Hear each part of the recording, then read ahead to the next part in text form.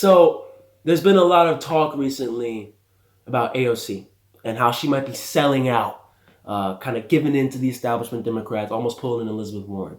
There was an article in Politico about it. It was republished, corroborated throughout a lot of political media.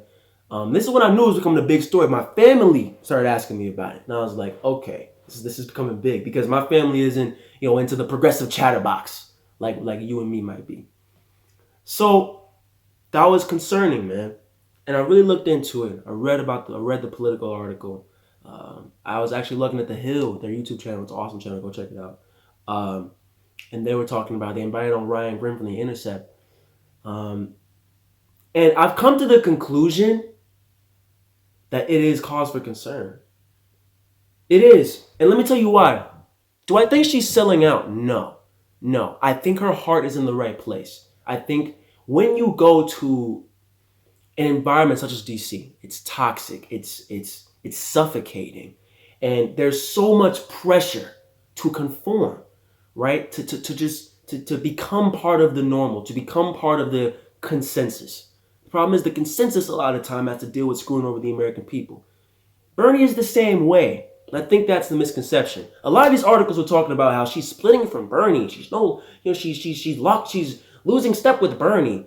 That's a good thing. She's learning how to be a leader. Bernie knew how to work with people. Bernie isn't some like radical revolutionary, who's holding up picket signs outside of the White House and I'm an old fart and I get nothing done. That's not how he works. Like, that's not Bernie. Bernie has cooperated a lot of times with corporate Democrats and very radical conservatives on a variety of policies. Veterans bill, getting the United States out of the Saudi-led Yemen genocide. When it comes to making sure, even outside of politics, that minimum wage increases are seen across the country, pushing the narrative on progressive causes, pushing the party to the left. That's been Bernie's role in and outside of Washington. But he has cooperated many times. He was called the Amendment King when it came to being in the United States House and also in the Senate. He's gotten a lot of things done legislatively.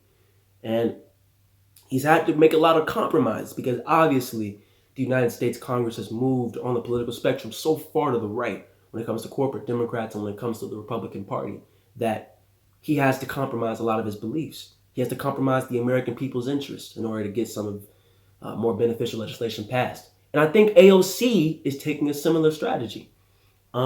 Is that a good thing? In some ways, yes. That's why I don't think she's selling out. Her heart is in the right place. Bernie's heart is in the right place. They're doing what they think they need to do to get something done, something beneficial, right? Take for example, the coronavirus stimulus thing, right? They put in trillions of dollars of funding for corporate bailouts and a slush fund managed by Steve Mnuchin and his little thugs. It was disastrous. Literal Goldman Sachs executive who was running trillions of dollars and divvying it up to his friends with little to no regulation over how they spend it. Disastrous. But also in that bill, thanks to progressive action and thanks to us taking a stand, is making sure that workers who are become unemployed during this crisis have up to $75,000 fully insured. That's thanks to us, and that includes gig workers and tipped workers as well. And so you can say, well, you voted for a huge corporate bailout. How dare you? But you also say, thanks to our action and our fighting and us for weeks demanding that workers get at least some type of crumb so that they can survive, or at least some can survive during this economic crisis. Due to those actions, some people's lives were saved. Millions of people's lives and millions of people's finances were saved. So it's a give and take. That's the way Congress works. That's the consequence of having a corrupt political system. And the problem, I think, is while you can work and reach compromise, you can't give up the opposition voice. You always have to be the voice that is pushing our party to the left, that is holding corporate Democrats to the fire. And on top of that, make sure that you endorse insurgent candidates.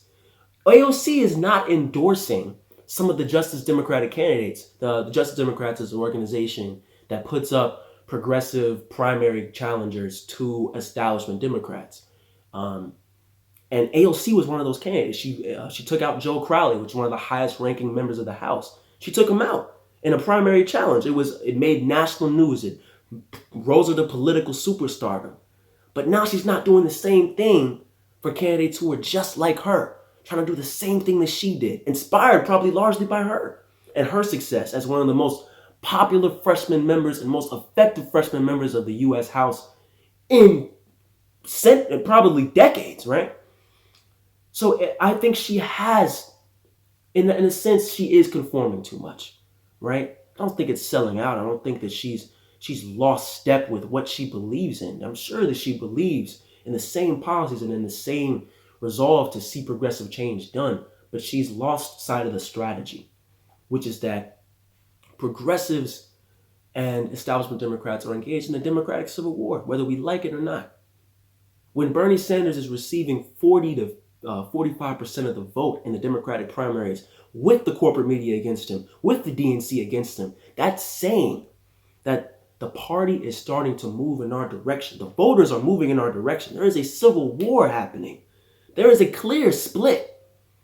When we can't get Nancy Pelosi to even put the Green New Deal to action and on the floor, when we can't even get a $15 minimum wage to the floor during the Obama administration, when Obama was deporting millions of immigrants, when you had Obama trying to fight for the TPP, Joe Biden fight for the TPP, Hillary Clinton and Obama and Bill Clinton and Joe Biden throughout the 90s and 2000s, disastrous foreign policy decisions, disastrous trade agreements, etc., crime bill, cuts to Social Security, Medicaid, and Medicare.